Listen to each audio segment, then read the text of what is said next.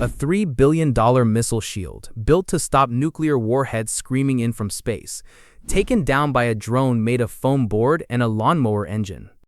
From an oil empire in Saudi Arabia, to the trenches of Ukraine, all the way to a US military base that never even saw the attack coming, this is the story of why the most expensive militaries ever assembled on Earth can't stop a weapon that costs less than a used iPhone. And here's the part almost nobody wants to admit out loud. The generals saw this coming years in advance. They just never built anything that could actually stop it in time. It starts unofficially in September 2019, at the heart of Saudi Arabia's oil empire. The Abqaiq processing facility was protected by American-made Patriot missile batteries, radar systems worth hundreds of millions of dollars, and some of the densest air defense coverage in the Middle East. Then a swarm of low, slow, cheap drones flew in under the radar, literally, and knocked out roughly half of Saudi Arabia's oil production in under 20 minutes. Global oil prices spiked overnight. The Patriots never fired a single shot. They were built to catch fast-moving ballistic missiles screaming in from high altitude, not a slow-flying drone hugging the terrain like a bird looking for somewhere to land. One of the most heavily defended patches of land on the planet, and the alarm that mattered never even went off. Investigators later found the drones had approached from a direction the defenses simply weren't oriented to watch, because nobody had seriously planned for an attack from that angle. A billion-dollar blind spot, exposed in one quiet morning by a threat that cost roughly as much as a used motorcycle, for somewhere to land. But that was just a warning shot. The real proof of concept landed a year later in the mountains of Nagorno-Karabakh, where Azerbaijan turned a war that most analysts expected to be a grinding stalemate into a rout, using drones that cost a fraction of the tanks they were hunting. Armenian armored columns, protected by Soviet-era air defense that hadn't meaningfully changed in decades, got picked apart one vehicle at a time by aircraft flying too high for machine guns to reach and too cheap to be worth risking a fighter jet on. Entire brigades watched their equipment get destroyed on camera, in real time, with nothing they could do about it. Military analysts spent the next 2 years quietly rewriting decades of doctrine because of 6 weeks of footage. Turns out you can lose a war to something that looks like a toy, and win one with a device that costs less than a decent laptop. Speaking of rewriting doctrine, nothing forced that rewrite harder or faster than Ukraine. Here's where the numbers stop being interesting and start being almost embarrassing. A basic first-person view drone, the kind hobbyists once used for racing through backyards, can be built or bought for somewhere around $500. Strap a small anti-tank warhead to it, and it can disable a main battle tank worth $2 to $4 million. That is not a typo, and it is not a rounding error. That is a cost ratio of roughly 1 to 8,000. Entire volunteer workshops sprang up across Ukraine, assembling these things by hand in garages, church basements, and repurposed classrooms, and within a year they were responsible for more confirmed vehicle kills than traditional artillery. Somewhere in a boardroom, a defense contractor's quarterly earnings call got very, very awkward. And it wasn't just tanks. Ukraine started sending naval drones, unmanned boats packed with explosives, costing somewhere in the tens of thousands of dollars, after warships in Russia's Black Sea Fleet, vessels worth hundreds of millions each. One by one, ships that had ruled that stretch of water for generations either limped back to port with holes in their hulls or never came back at all. Within about a year, Russia's navy had pulled much of its fleet out of Crimea entirely, not because a bigger navy showed up to fight it, but because remote-controlled kayaks with bombs strapped to them kept finding their way through. If you thought that was humiliating, wait until you hear what happened deep inside Russia itself, nowhere near any front line. Engels, a strategic airbase thousands of miles from the Ukrainian border, home to some of Russia's most valuable long-range bombers, got hit by drones that flew in low and slow for hours, completely undetected, until it was already too late to do anything about it. These are aircraft that form part of Russia's nuclear triad, arguably some of the most closely guarded machines on the planet. And still, cheap, improvised, largely homemade drones found a way in. More than once. Undetectable turned out to just mean nobody was looking down. But did Russia actually not see this coming?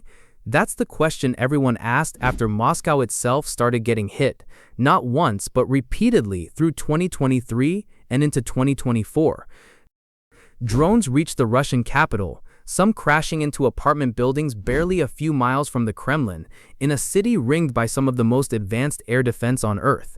Officially, Russian officials downplayed every single strike as minor and insignificant. Unofficially, the Kremlin quietly rushed anti-drone netting and jamming equipment onto rooftops across the city within weeks. You don't rush emergency rooftop nets over nothing to worry about. Now here's a pattern worth sitting with for a second, because it repeats again and again throughout this entire story. The more expensive the defense system, the more precisely it was built for the threats of the last war, not this one. Patriot systems were designed in the Cold War to intercept aircraft and ballistic missiles.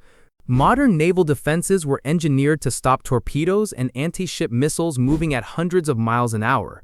Almost nothing in a billion-dollar arsenal was ever built with a 5-pound flying lawnmower blade in mind. The threat changed. The multi-billion-dollar hardware simply didn't. That mismatch stopped being embarrassing and turned fatal in January 2024. At a remote American outpost in Jordan known as Tower 22, a one-way attack drone launched by an Iran-backed militia slipped past U.S. defenses and struck a barracks where soldiers were sleeping. 3 American service members were killed, dozens more injured. Investigators later revealed a gut punch of a detail. The base's own counter-drone systems may have mistaken the incoming attack drone for a U.S. surveillance drone returning from a routine mission, because both were flying nearly identical paths at nearly the same time. The world's most advanced military on Earth, outthought not by superior technology, but by a 5-second window of confusion. No epic last stand, no dramatic dogfight in the sky. Just soldiers asleep in their bunks, a quiet buzzing sound nobody flagged in time. Then sirens, far too late to matter. Get this, the cost math on defense gets even more absurd once you compare what it actually takes to shoot these things down. Iran's Shahed 136 drones, the ones Russia now mass produces domestically and launches at Ukrainian cities by the hundreds some nights, cost somewhere around $20,000 to $50,000 each. A single Patriot interceptor missile used to shoot one down cost roughly $3 to $4 million. Ukraine, and later US and allied forces defending shipping lanes half a world away, have repeatedly had to fire missiles worth more than a house to destroy drones worth less than a used car. Win that trade enough times in a row, and you don't need an enemy to bankrupt your defense budget. You'll do it yourself. Which brings us to the Red Sea, where this exact math played out on live television for over a year straight. Houthi rebels in Yemen, a group operating on a rounding error of the U.S. defense budget, started launching cheap drones and missiles at commercial shipping and U.S. Navy destroyers passing through one of the world's busiest trade corridors. Some of the most sophisticated warships ever built, equipped with radar sensitive enough to track a baseball from 20 miles out, found themselves burning through irreplaceable interceptor missiles just to knock down drones that, individually, barely posed a threat to a warship's survival. Meanwhile, global shipping companies started rerouting entire fleets around the southern tip of Africa rather than risk the corridor at all, adding weeks and untold cost to global trade. One of the poorest, most sanctioned militaries on Earth quietly reshaped world shipping for the price of a few dozen drones. Hydrate or dehydrate, as they say, except here it was billion-dollar navies choosing to burn cash rather than risk the alternative. That same pressure showed up again later that year when Ukraine shifted its long-range drones toward a very different kind of target: Russian oil refineries, sometimes hundreds of miles from the border, well past the reach of artillery or traditional airstrikes. Refinery after refinery went offline for repairs, some for weeks at a time, chipping away at the fuel supply feeding Russia's entire war machine. No fighter jets involved, no cruise missiles, just slow, patient, unglamorous drones flying for hours over open country until something expensive finally caught fire. And it's not just missiles being wasted in all of this, it's attention and trust in the technology itself. Even Israel's Iron Dome, arguably the single most battle-tested air defense system on the planet, has had drones slip through its coverage. Not because the system is bad. Against rockets and short-range threats, it's remarkably good. but because a small, slow, low-flying drone gives off a radar signature closer to a large bird than a missile. Some systems are deliberately tuned to ignore exactly that kind of return, just to avoid drowning operators in false alarms from actual birds. Turns out that filter is also a door quietly left open for anyone smart enough or desperate enough to fly straight through it. In July 2024, that exact gap turned tragic. A single drone launched from Yemen, roughly 1,000 miles away, flew low over open water and crossed into one of the most heavily defended stretches of airspace in the world before slamming into an apartment building in Tel Aviv, killing one person and injuring several more. It had traveled that entire distance, passing near or through multiple layered air defense networks belonging to more than one country, and none of them engaged it. Not because they couldn't have. Because in the flood of radar returns and routine air traffic, one slow, quiet drone on an unusual approach simply didn't trip the alarm in time. 1,000 miles, and the system that finally noticed it was a security camera. Even when these drones do get caught, the price tag of catching them keeps telling the same joke. Fighter pilots intercepting waves of Shahed drones over Ukraine have on more than one occasion resorted to gunning them down with old-fashioned aircraft cannon fire instead of burning an air-to-air missile that costs more than the drone it's chasing by a factor of 1,000. It sounds almost quaint, a modern multi-role jet worth tens of millions of dollars hunting a foam and plywood drone with the same weapon fighter pilots used in the 1940s, but it's also quietly one of the more rational decisions anyone's made in this entire story. No press release brags about that one. It just quietly saves a few $1,000,000 every time it happens. Scale that math up to an entire night, and you get April 2024, when Iran launched more than 300 drones and missiles at Israel in a single coordinated barrage, one of the largest drone and missile attacks in modern history. Israel, the United States, the United Kingdom, France, and Jordan combined forces to intercept almost all of it, a genuinely remarkable defensive achievement. But independent estimates afterward put the cost of that one night's defense somewhere around $1 billion, largely spent shooting down drones that individually cost a few thousand to maybe a couple $100,000 each. Iran spent what amounted to pocket change to force 5 separate governments into an emergency billion-dollar all-nighter. Nobody won that exchange on a spreadsheet. Behind almost every single one of these headlines, there's a much smaller, much less cinematic story that rarely makes the news. A person sitting at a folding table, sometimes in a basement, sometimes in the back of a van, wearing a pair of first-person view goggles, and flying a drone that costs less than their monthly rent. Ukraine trained tens of thousands of these operators in under 2 years, students, mechanics, former office workers, because it turned out you didn't need a fighter pilot's decade of training to be devastatingly effective. You needed decent reflexes, a steady hand, and a $500 drone. It's not glamorous. There's no medal ceremony footage of a guy hunched over a laptop in a basement, but somewhere in that unglamorous basement is most of the reason this entire list exists. Here's the mini arc worth pausing on, because it ties almost everything you just heard together into a single uncomfortable pattern. Saudi Arabia in 2019, Ukraine's tanks and warships, Engels Air Base, Moscow's own skyline, Tower 22, the Red Sea, Israel's own airspace, Iran's April barrage, Russia's refineries. Every single one of these is the exact same vulnerability, wearing a different uniform, in a different country, on a different continent. Radar and missiles built over decades to catch something big, fast, and made of metal, completely blind to something small, slow, and often made of little more than foam, plastic, and plywood. It's not really a technology problem either. It's a physics problem nobody wanted to prioritize.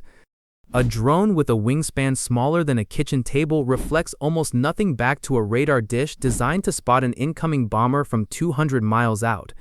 This isn't one country's oversight. It's a structural blind spot baked into nearly every modern air defense system on Earth, because for 70 straight years, small and slow quietly meant not a real threat. Nobody updated that assumption fast enough, and a lot of people on more than one continent paid for that delay. So what are billion-dollar militaries actually doing about all of this? More than you'd think, and honestly, it's kind of funny once you see it laid out. The US, Ukraine, and half a dozen other countries are now racing to field cheap counter-drone solutions, literally trying to fight $500 problems with $500 answers instead of $5 million ones. That means nets fired out of modified shotguns, trained eagles, at one point deployed by police in the Netherlands specifically to snatch drones out of the air with their talons, before the program was quietly retired for being, in their own words, not quite reliable enough for actual combat. It means backpack-sized radio jammers handed out to infantry units like extra ammunition. It means cheap radar and acoustic sensors, tuned specifically to pick out the buzzing whine of a small propeller from background noise, because that sound turned out to be more reliable than the radar signature itself. And it means other drones, purpose-built just to physically ram enemy drones out of the sky, because scrambling a fighter jet worth tens of millions of dollars to shoot down a machine that costs less than the jet's fuel bill for that single flight is, quite simply, an insult to basic arithmetic that even the world's best-funded militaries are finally admitting they can't afford to keep making. So let's put the whole picture together. In under 5 years, cheap drones have taken down roughly half a nation's oil supply in 20 minutes, wiped out more armored vehicles than traditional artillery on an active front line, sunk or crippled warships worth hundreds of millions of dollars, hit a nuclear-capable airbase thousands of miles from any front line, reached the skies over a national capital, forced a billion-dollar multinational scramble in a single night, and killed American soldiers on a base that didn't even realize it was under attack until it was too late. The average cost of these drones sits somewhere between $500,000 and $50,000. The average cost of the systems built to stop them runs into the millions, sometimes the tens of millions, per single shot fired. 9 separate militaries or armed groups appear across this list. Only one of them was ever considered a global superpower going in. And in almost every single case, the side with less money walked away having proven a point that the side with more money had spent decades refusing to even consider. And here's the part that should really keep you up at night. Every incident on this list used technology that's already outdated. $500 racing drones and improvised warheads are the clumsy, first-generation version of what's already quietly moving into testing right now, drones that don't need a human pilot at all, that can identify and select their own targets mid-flight, flying in coordinated swarms too large and too fast for any single operator to jam or shoot down one at a time. Defense officials talk about it in vague, careful language whenever it comes up in public. Almost nobody wants to say out loud how close that future already is. If you made it this far, drop in the comments which one of these actually shocked you the most. I'm guessing it's Tower 2-2 for a lot of you. And follow the channel if you're into this kind of deep dive on modern warfare and the tech quietly rewriting it.